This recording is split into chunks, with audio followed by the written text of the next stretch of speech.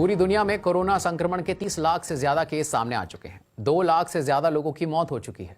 दुनिया भर की सरकारों को संक्रमण रोकने का जो रास्ता सबसे बेहतर दिख रहा है वो है लॉकडाउन, लेकिन इसने जिंदगी और अर्थव्यवस्था दोनों का पहिया ठप कर दिया है। ऐसे में लॉकडाउन को लेकर क्या है अलग अलग सरकारों का प्लान, कवर स्टोरी में इसी पर बात।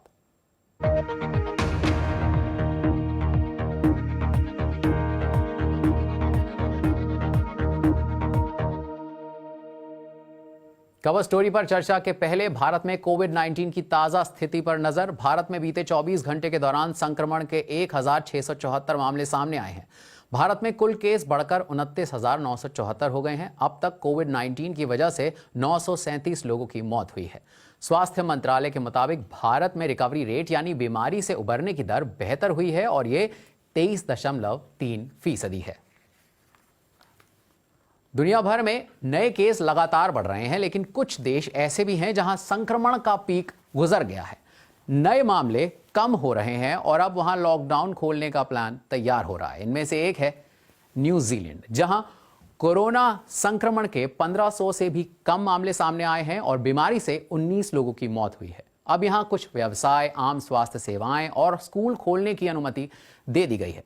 लॉकडाउन खोलने के विकल्पों में सोशल बबल्स की चर्चा भी हो रही है, जिसके तहत एक इंसान गिने चुने लोगों से ही मुलाकात कर पाएगा। बेल्जियम में इसी से जुड़ा एक मेमो लीक हुआ जो स्थानीय मीडिया तक पहुंचा। इसके मुताबिक बेल्जियम में अधिकारी नागरिकों को उनके चुने हुए 10 लोगों के साथ वीकेंड पर इकट्ठा होने की अनुमति दे सकते हैं, पर ये 10 लोग सिर्फ इसी ग्रुप में लोगों से मिल पाएंगे, किसी और से नहीं। पर बाकी देशों में लॉकडाउन से बाहर आने का रास्ता क्या है? जिन देशों ने ऐसा किया है उनसे बाकी दुनिया क्या सीख सकती है, बता रहे हैं बीबीसी संवाददाता डेविड शुकमैन।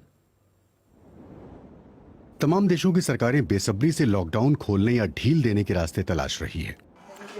स्विट्जरलैंड में लोग अब हेयर ड्रेसर से बाल कटवा सकते हैं, लेकिन मास्क पहनना जरूरी है। वहीं बीजिंग में सेकेंडरी स्कूल खोल दिए गए हैं, मगर छात्र साथ साथ नहीं बैठ सकते क्योंकि वायरस फिर से फैल सकता है। संक्रमण फैलने की दर पर ही आगे की चीजें निर्भर करेंगी। इसे वैज्ञानिक R नंबर कहते हैं। जब ब्रिटेन में संक्रमण चरम पर था तो यहाँ R नंबर 3 था, यानी एक संक्रमित व्यक्ति औसतन 3 और लोगों को संक्रमित कर सकता था। मगर फिर पाबंदियां लगाई गई और ये दर 0.7 तक गिर गई। भले ही ये अनुमानित है, मगर इस दर का मतलब है कि संक्रमित व्यक्ति औरों में वायरस नहीं फैला सकता। मगर लॉकडाउन में छूट देने का मतलब होगा संक्रमण फैलने की दर फिर से बढ़ जाएगी और दूसरी वेव आने का खतरा पैदा हो जाएगा। लॉकडाउन से निकलने के लिए वायरस की टेस्टिंग जरूरी है। जर्मनी में जांच की जा रही है कि कौन संक्रमित हुआ था और कौन अभी भी संक्रमित है। इससे पता चलेगा कि कहां संक्रमण फिर फैल सकता है। मगर अब तक अच्छा प्रदर्शन करने वाले न्यूजीलैंड जैसे देशों को भी इस काम में मुश्किल हो रही है। जरूरी है कि हम वायरस के बचे हुए मामलों का भी पता लगाएं। ऐसा करना भूसे के ढेर में सुई खोजने जैसा है। इस काम में हमें आपके सहयोग की जरूरत होगी।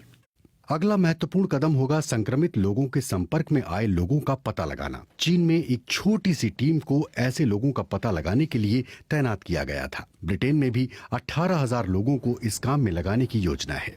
ऐप के माध्यम से ऐसा किया जा सकता है। अगर सब कुछ ठीक रहा तो लॉकडाउन में राहत देना आसान होगा। ऐप के लिए लोगों का सहयोग जरूरी होगा, क्योंकि जब तक लोग इसका सही इस्तेमाल नहीं करेंगे तब तक यह बेकार रहेगा। सरकार को भी बताना होगा कि उसकी योजना क्या है और उसे इस ऐप से कैसे मदद मिलेगी। अगर और संक्रमित व्यक्ति का पता चला तो उन्हें सेल्फ आइसोलेशन में रहना होगा, और ये सब अगर अगले साल तक जारी रहा तो लोगों का सब्र टूट सकता है। इसका विकल्प यही होगा कि पूरे देश को ही लॉकडाउन रखा जाए। जो भी हो, हमें खुद को नए हालात में ढालने के लिए तैयार होना होगा। जैसे कि ग्रीस में एक अस्पताल में पूरी तरह से सुरक्षात्मक पोशाक में जन्मदिन का केक डिलीवर किया गया। लॉकडाउन में कभी न कभी तो रियायत मिलनी ही है, मगर ऐसा जल्द नहीं होगा। ब्रिटेन में कोविड-19 से 21,000 से ज्यादा लोगों की मौत हो चुकी है। इनमें 100 से ज्यादा स्वास्थ्य और दूसरी अहम सेवाओं के कर्मचारी शामिल हैं। उनकी याद में आज 1 मिनट का मौन रखा गया। बीमारी पर काबू पाने के लिए ब्रिटेन में 5 हफ्ते से लॉकडाउन है और सरकार अभी ढील देने के मूड में नहीं है। ब्रिटेन इस महामारी से कैसे जूझ रहा है, बता रही हैं लंदन से बीबीसी संवाददाता नेहा भटनागर। पिछले महीने की शुरुआत तक वीना नांगला अच्छी भली थी, दफ्तर जा रही थी। 23 मार्च को पता चला उन्हें कोविड-19 है। 2 हफ्ते तक अस्पताल में इलाज चला, लेकिन वो बच नहीं पाई। For us, it was reassuring that she was being looked after well. But हमें तसल्ली है कि अस्पताल में उन्हें ठीक से देखा गया, लेकिन बहुत मुश्किल वक्त था। उनके आईसीयू में एडमिट होने के 1 हफ्ते बाद जाकर हमारी किसी डॉक्टर से फोन पर बात हुई। तब तक हम सिर्फ नर्सेज या एडमिनिस्ट्रेशन से बात कर पा रहे थे, लेकिन मैं समझ सकती हूँ कि उन पर कितना दबाव है, क्योंकि इतनी बड़ी संख्या में मरीज आ रहे हैं। having to look after Britain में डॉक्टरों और स्वास्थ्य सेवाओं की समस्याएं, प्रोटेक्टिव इक्विपमेंट की तंगी, कई देशों के मुकाबले टेस्टिंग में भारी कमी और आईसीयू में दबाव के मुद्दे रोज उठाए जा रहे हैं। जैसे ही लगता है कि हम इस पर काबू पा रहे हैं, वैसे ही कई नए मरीज आ जाते हैं। रोज लगता है कि आज बेहतर होगा, लेकिन वो बेहतर दिन आता ही नहीं है।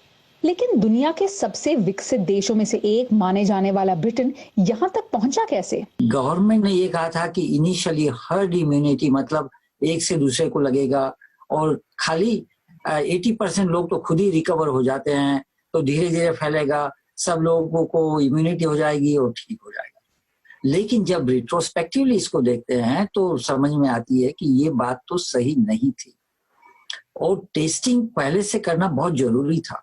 स्वास्थ्य सुविधाओं पर दबाव जरूर है, लेकिन वो चरमरा नहीं रही हैं। ब्रिटेन में चंद दिनों में ही 4 बड़े फील्ड अस्पताल खड़े किए गए। निजी कंपनियों के साथ मिलकर वेंटिलेटर्स भी बनाए जा रहे हैं। 5 हफ्ते से चल रहे लॉकडाउन से आम लोगों को होने वाली दिक्कतों से निपटने के लिए कई इंतजाम किए गए हैं। सुपरमार्केट समेत तमाम बुनियादी सुविधाएं चालू हैं। स्कूल बंद हैं, लेकिन जरूरी सुविधाओं में काम करने वाले लोगों के बच्चे स्कूल जा सकते हैं। ब्रिटेन में लॉकडाउन के दौरान भी इस तरह दिन में एक बार घर के पास कहीं खुली जगह में आकर एक्सरसाइज करने की अनुमति है, बशर्ते आप सोशल डिस्टेंसिंग के नियमों का पालन करें। लोगों की नौकरियां और व्यवसायों को बचाए रखने के लिए आर्थिक मदद की जा रही है। सरकार बिजनेस लोन के अलावा कई लोगों की 80% तक सैलरी 3 महीने के लिए देगी। हमने इस स्तर का आर्थिक संकट पहले कभी नहीं देखा। इस वक्त अपनी विचारधाराओं और पुराने ख्यालों को दरकिनार करना जरूरी है, ताकि सरकार अपने मुख्य उद्देश्य को पूरा कर सके, जो कि लोगों की सुरक्षा और सहायता करना है। पर 3 महीने की मदद के बाद क्या होगा और लॉकडाउन से निकलने की एग्जिट स्ट्रैटेजी क्या है, ये फिलहाल साफ नहीं है।